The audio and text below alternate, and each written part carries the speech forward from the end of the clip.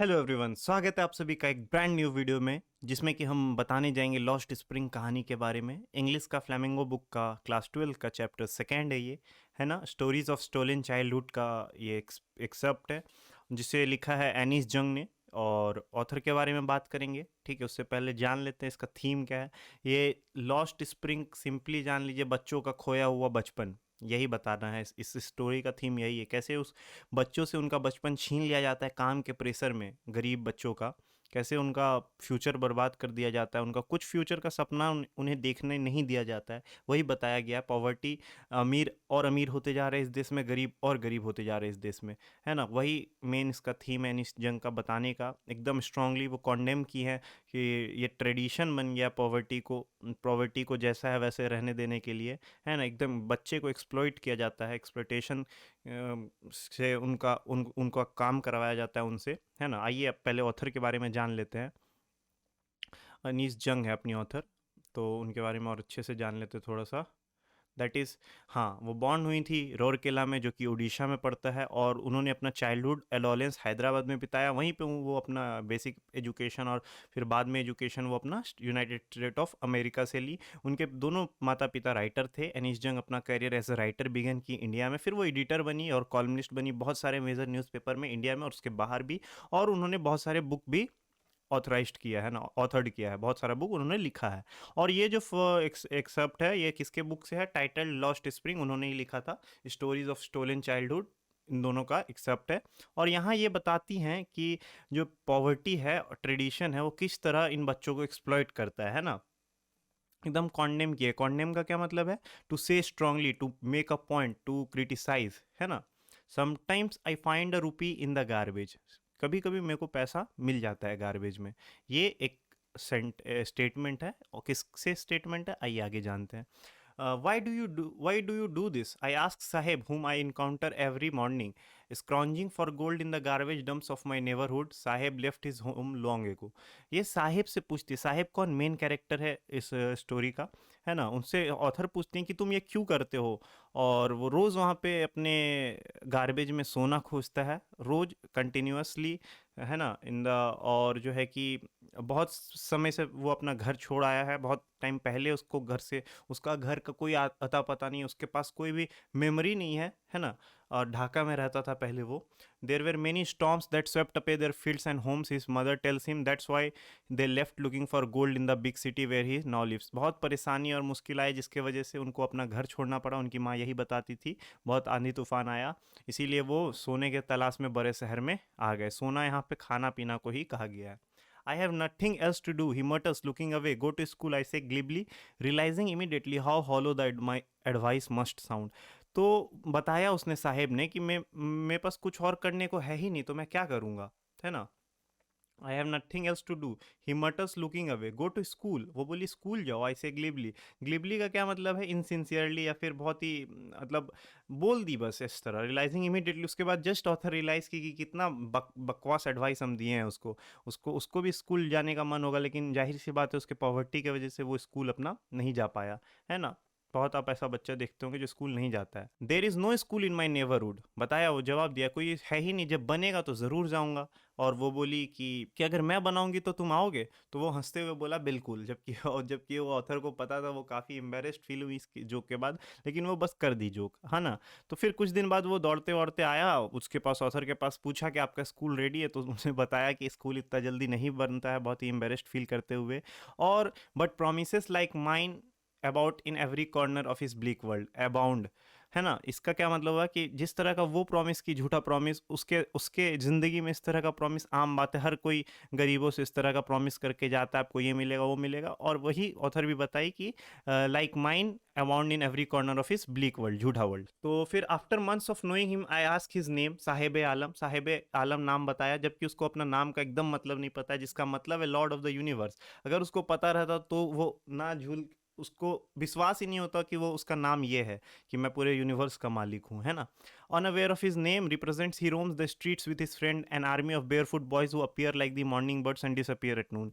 और अपना नाम का मतलब से परे वो दिन भर अपने सुबह में अपने दोस्तों के साथ घूमता है खाली पाँव, पूरा उसका झुंड के पास चप्पल नहीं होता है, सब खाली पाँव घूमते रहते हैं इधर से उधर, और जैसे ही दिन होता है वो लोग गायब हो लेते हैं। Over the months I have come to recognise each of them, why aren't you wearing chappals, I ask, my mother did not bring them down from the shelf. और फिर जब बहुत महीनों से उन सबको जान जाती हैं तो एक दिन पूछती हैं वहाँ पे जितने भी खड़े होते कि तुम लोग चप्पल क्यों नहीं पहने हो।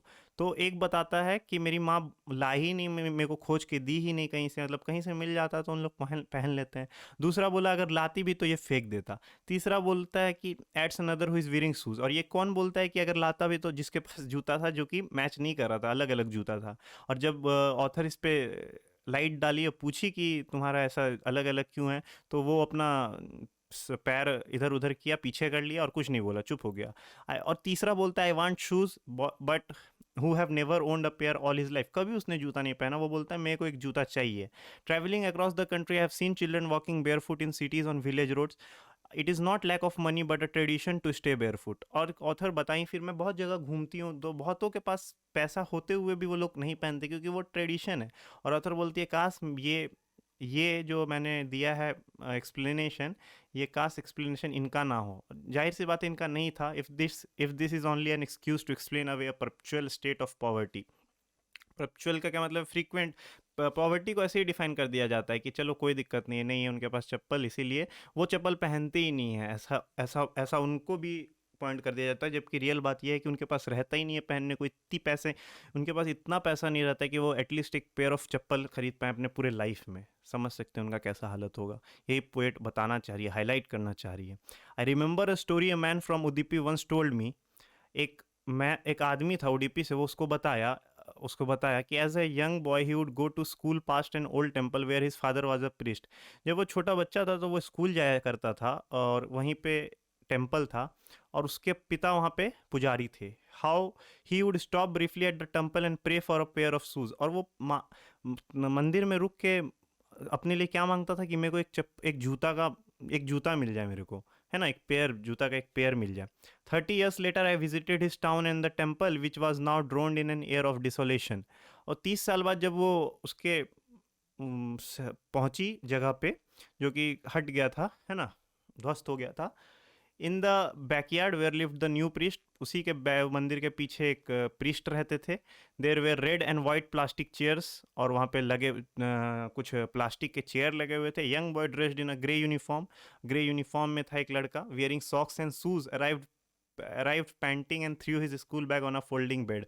आया स्कूल से अपना बैग फेंक दिया बेड पे, है ना। Looking at the boy remember the prayer another boy had made to the goddess when he had finally got a pair of shoes.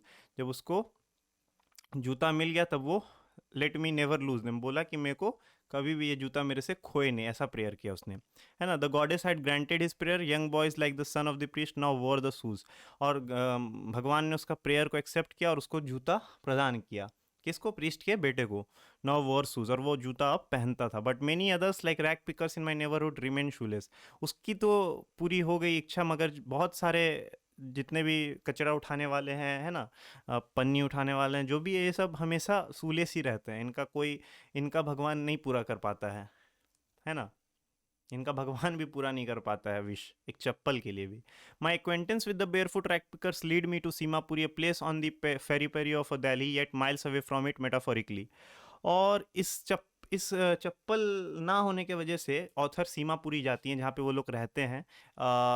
Delhi के बहुत ही सटे हुए में सीमापुरी है ना। मगर बहुत सटा हुआ है लेकिन बहुत दूर है दिल्ली से वो, मेटाफोरिकली, है ना। Those who live here are squatters who came from Bangladesh back in 1971। 1971 में जब वो हुआ था, दंगा हुआ था, तो उसके बाद से जब वहाँ पे पाकिस्तान ने वहाँ पे अटैक कर दिया था बांग्लादेश में, तो बहुत सारे भाग के कहाँ आ गए थे? इंडिया आ गए थे। उसी में से साहिब का भी एक फैमिली था। Seemapuri was then a wilderness, बहुत ही जंगल टाइप का वो जगह था। It still is but it is no longer empty. पहले भी था, अभी भी जंगली टाइप का, मगर अब इंसानों से भर गया है ना। In structures of mud with roofs of tin and tarpaulin, और सबका मिट्टी का घर बना हुआ, रूफ या तो टीन का रहता है या तो टर्पुलिन का, वो त्रिपाल जो होता है ना उसका। डिवॉइड ऑफ सीवेज, ड्रेनेज और रनिंग वाटर।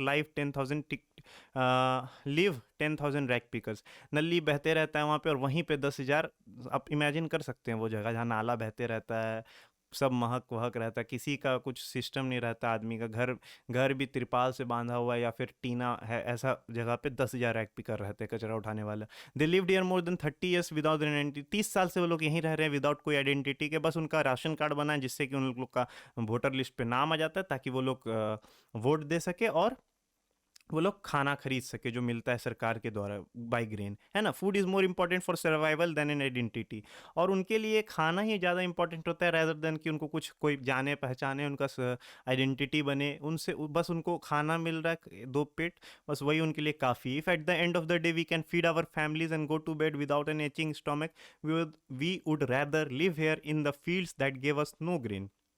वो बताती हैं कि अगर हम 2 वक्त का खा सकते हैं, अपने फैमिली को खिला सकते हैं और बेड पे जाते हैं बिना पेट में दर्द हुए, खाली पेट, तो वो बेहतर है हमारे लिए, जबकि हमें जहाँ हम रहते थे वहाँ वो भी नहीं नसीब था। Says a group of women in tattered saris when I ask them why they left their beautiful land of green fields and river. जब ये ऑथर पूछती हैं कि क्यों आपने अपना बेहतरीन जगह छोड़ दिया जहाँ बहुत सारे ग्रीन फील्ड और रिवर थे, वो बताएं कि हम वहाँ रह के भी क्या करते हैं, वहाँ कुछ था ही नहीं हमारे लिए खाने लिए, तो इसीलिए हम इधर ही आ गए इन the fields that give us no grain, और वहाँ कुछ ग्रेन नहीं उगता था। Wherever they find food, they pitch their tents that become transit homes. जहाँ भी उनको खाना मिलता था वहीं पे वो अपना टेंट गाड़ के और फिर अपना घर बदल लेते थे। Children grow up in them becoming partners in survival. बच्चे वैसे ही बड़े होते थे, उनको मैनेज करना पड़ता था बच्चों को भी, वैसे ही वो भी सर्वाइव करना वहाँ पे सीख जाते थे। And survival in Seemapuri means rag picking. अगर तुम्हें वहाँ पे सर्वाइव करना है सीमापुरी में, तो तुम्हें कचरा ही उठाना पड़ेगा और कुछ नहीं तुम कर सकते, वही तुम्हारा जॉब है। Through the years it has acquired the proportions of a fine art, garbage to them is gold. और फिर धीरे धीरे कचरा उठाने में भी उन्होंने लोगों ने मास्टरी कर लिया, फाइन आर्ट बन गया उनका डेली का काम बन गया, और गार्बेज उनके लिए सोना रहता था। गार्बेज उठाएंगे, बेचेंगे उसी को, उसी से खाना वाना उनका पूर्ति होता था। It is their daily bread, a roof over their heads even if it is leaking roof, but for a child it is even more. अगर अगर क्या हालात है देखिए, अगर उन पे छत है, अगर भले ही वो बह भी रहा है, लेकिन वो भी उनके लिए बहुत है। एक बच्चे के लिए वो भी बहुत है, उनका डेली ब्रेड मिल रहा है, उनके घर पे छत है ना।